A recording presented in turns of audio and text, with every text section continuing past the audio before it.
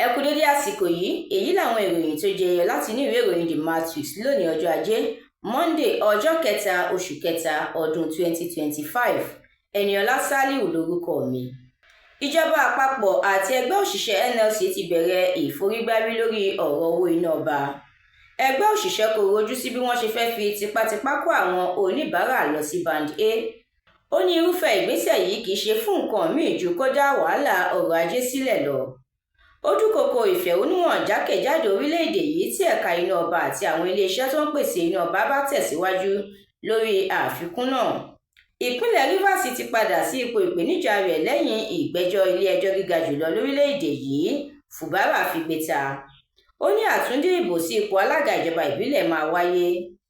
Ó pàṣẹ fún àwọn alága ìjọba ìbílẹ̀ láti fi gbogbo ìṣàkóso lé àwọn alámòjútó ìjọba ìbílẹ̀ kó wa wọn lọ́wọ́ lónìí. Ilé-iṣẹ́ ìfọpo Dangote dá owó padà fún àwọn ojúlówó alágbàtà epo bẹntiróòlù tí wọ́n rà lọ́dọ̀ rẹ̀ nítorí àgbàlé owó bẹntiróòlù tí iléeṣẹ́ ọ̀hún ti gbà lọ́wọ́ wọn. Jonathan Atiku Ọọ̀ni àtàwọn míì kópa níbi àpèjẹ ayẹyẹ ọjọ́ ìbí olóyè Olúṣẹ́gun Ọbásanjọ́. Látàrí ìtakọ̀gbọ̀n àti wàhálà tó wà nílẹ̀ lórí tani yóò jẹ́ abẹnugan ilé ìgbìmọ̀ asòfin ìpínlẹ̀ Èkó, ilé ti ní kí gbogbo àwọn òṣìṣẹ́ rẹ̀ máa ṣiṣẹ́ láti ilé kó wá wọn. Àjọ SERAP ti rọ ààrẹ Tinubu láti pàṣẹ pé kí ilé ìfowópamọ́ àgbà lórílẹ̀-èdè yìí dáwọ́ dúró lórí ìgbésẹ̀ owó tí wọ́n fẹ́ máa gbà táwọn ọmọ Nàìjíríà bá ń gba owó lẹ́nu ẹ̀rọ tó ń powó pẹ̀lú bí ọ̀rọ̀ náà ti ṣe wà ní ilé ẹjọ́. Ìròyìn eré ìdárayá. Calvin Bassey ti ẹgbẹ́ agbábọ́ọ̀lù Fulham dáná ìyà fún ẹgbẹ́ agbábọ́ọ̀lù Man U nígbà tí ọwọ́ kílàńkó Newcastle náà ti yọ kúrò nínú ìdíje FA Cup.